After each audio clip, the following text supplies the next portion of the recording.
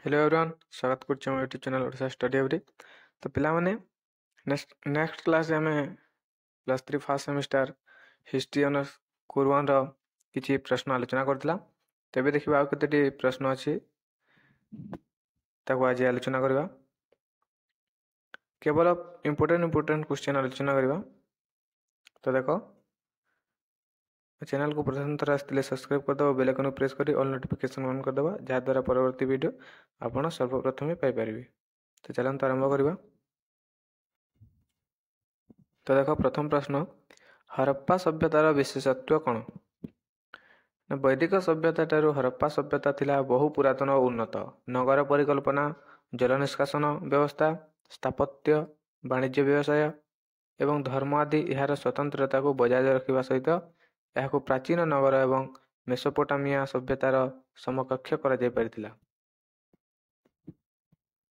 देखो वैदिक सभ्यता ठारू हरप्पा सभ्यता थिला बहु पुरातन और उन्नत।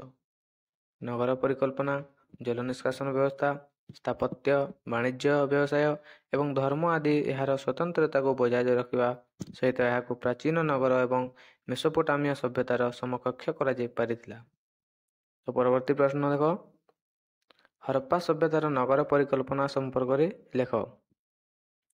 हरप्पा सभ्यतार नगर परिकल्पना अत्यंत आकर्षणीय। हरप्पा सभ्यतार नगर परिकल्पना अत्यंत आकर्षणीय थिला। सत्यबा एक दक्ष स्थपतिर निर्देश यह सृष्टि होइतिला। नगरर साजसज्जा थिला नगरर साजसज्जा थिला अभिनव रास्ताघाट, गृह, नर्दमा, स्नानागार और शस्यागार आदि प्रत्येक क्षेत्र में सिंधु सभ्यतार आदिवासी माने उत्कर्षतार ज्वलंत निदर्शन। तो नेक्स्ट देखिबा, सिंधु सभ्यतार बृहत शस्यागार संपर्क में सूचना प्रदान करो। तो पिलाने देखो सिंधु सभ्यतार बृहत शस्यागार दुर्ग अंचल में अवस्थित थिला और यह अनेक गुड़िए प्रस्तर चट्टान को नहीं गठित होइतिला। सिंधु सभ्यतार बृहत शस्यागार दुर्ग अंचल में अवस्थित थिला और यह अनेक गुड़िए प्रस्तर चट्टान को नहीं गठित होइतिला। प्रत्येक चट्टानर दैर्घ्य थिला 16 मीटर और प्रस्थ थिला 6 मीटर। प्रत्येक चट्टानर दैर्घ्य थिला 16 मीटर और प्रस्थ थिला 6 मीटर। बन्या, बात्या, मरुड़ी आदि प्राकृतिक दुर्विपाकरू रक्षा करने यह शस्यागार व्यवहृत होता। बन्या, बात्या, मरुड़ी इत्यादि प्राकृतिक दुर्विपाकरू रक्षा करने यह शस्यागार मान व्यवहृत होता। तो परवर्ती प्रश्न देखा, हरप्पा संस्कृतिर प्रकारभेद संपर्क में लेख। हरप्पा सभ्यतार विभिन्न वर्णर लोक बास करुथिले। यही सभ्यतार प्रोटो मंगोलीय, प्रोटो ऑस्ट्रेलिया और अल्बानिया आदि वर्णर लोक मैंने बसवास करते। यह सभ्यतार प्रोटो मंगोलीय, प्रोटो ऑस्ट्रेलिया और अल्बानिया आदि वर्णर लोक मैंने बास करते। सेमानक भितर संहति रही, समाज रे शांति विराजमान करते। समाज रे शांति विराजमान करते से। तो परवर्ती प्रश्न देखा, हरप्पा आदिवासी मानकर वाणिज्य संपर्क में लेख। हरप्पा आदिवासी माने भारत मध्य सिंधु प्रदेश, पंजाब, राजस्थान, रूपार, लुथाल, कालीबंगान सहित वाणिज्य संपर्क रखिथिले। हरप्पा आदिवासी माने भारत मध्य सिंधु प्रदेश, पंजाब, राजस्थान, रूपार, लुथाल, कालीबंगान सहित वाणिज्य संपर्क रखिथिले।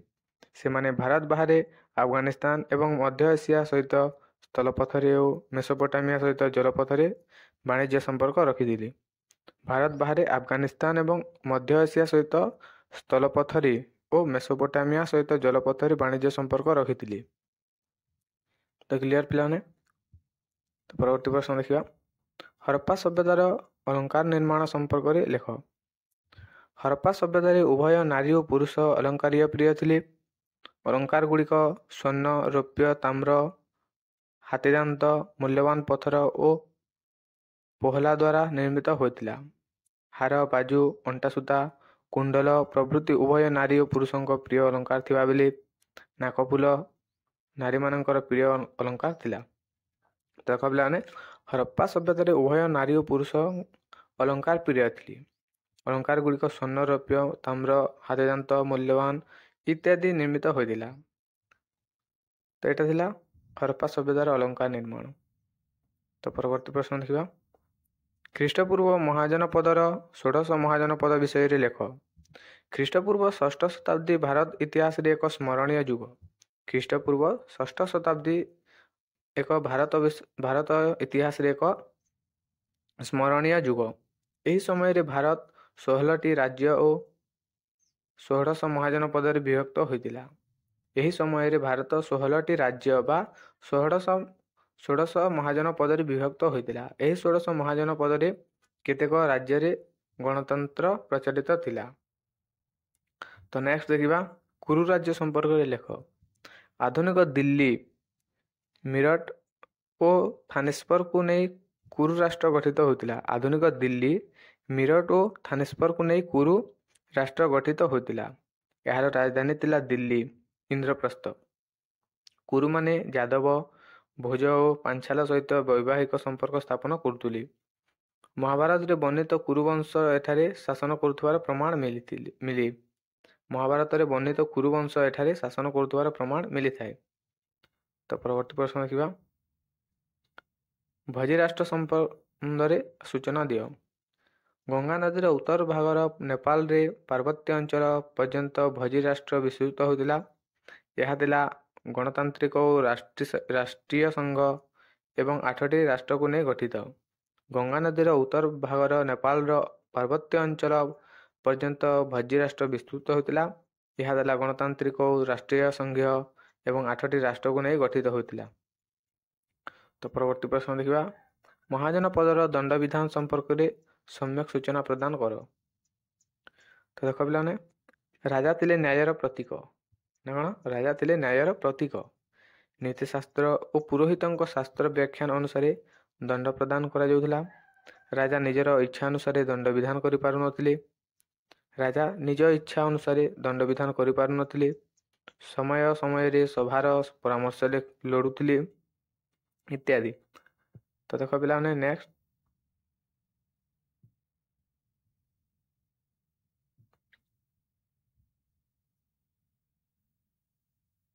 କେନ୍ଦ୍ରୀୟ ସଭା କ'ଣ?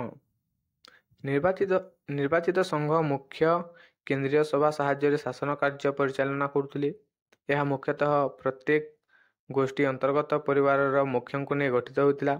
ସମୟ ସମୟରେ ଯୁବ ପ୍ରତିନିଧିମାନେ ନିୟମ ପ୍ରଣୟନରେ ଅଂଶଗ୍ରହଣ କରୁଥିଲେ। ନିର୍ବାଚନ ସଂଘ ମୁଖ୍ୟ କେନ୍ଦ୍ରୀୟ ସଭା ସାହାଯ୍ୟରେ ଶାସନ କାର୍ଯ୍ୟ ପରିଚାଳନା କରୁଥିଲେ। ଏହା ମୁଖ୍ୟତଃ ପ୍ରତ୍ୟେକ ଗୋଷ୍ଠୀ ଅନ୍ତର୍ଗତ ପରିବାର ମୁଖ୍ୟଙ୍କୁ ନେଇ ଗଠିତ ହୋଇଥିଲା। ସମୟ ସମୟରେ ଯୁବ ପ୍ରତିନିଧିମାନେ ନିୟମ ପ୍ରଣୟନରେ ଅଂଶଗ୍ରହଣ କରୁଥିଲେ। ମାନେ ସମୟ ସମୟରେ ଯୁବ ପ୍ରତିନିଧିମାନେ ନିୟମ ପ୍ରଣୟନରେ ଅଂଶଗ୍ରହଣ କରୁଥିଲେ। ତ ନେକ୍ସଟ ଦେଖିବା। ମହାଜନପଦର ଆୟର ଉତ୍ସ କ'ଣ ଥିଲା? ରାଜ୍ୟର ପ୍ରଧାନ ଆୟ ଥିଲା ଶସ୍ୟ। ପ୍ରଜାମାନେ ରାଜାଙ୍କୁ ଉତ୍ପନ୍ନ ଶସ୍ୟର ଏକ ଦଶମାଂଶ କର ସ୍ୱରୂପ ପ୍ରଦାନ କରୁଥିଲେ। ରାଜ୍ୟର ପ୍ରଧାନ ଆୟ ଥିଲା ଶସ୍ୟ। ପ୍ରଜାମାନେ ରାଜାଙ୍କୁ ଉତ୍ପନ୍ନ ଶସ୍ୟର ଏକ ଦଶମାଂଶ କର ସ୍ୱରୂପ ପ୍ରଦାନ କରୁଥିଲେ। ଭାଗଦୁଗ୍ଧର ଆଦାୟ କରିବାରେ ଏବଂ ସଂଗ୍ରହିତ୍ରୀ ତାହାର ରକ୍ଷଣାବେକ୍ଷଣ କରିବାରେ ଦାୟିତ୍ୱ ବହନ କରୁଥିଲେ। ତ ଏଇଟା ଥିଲା।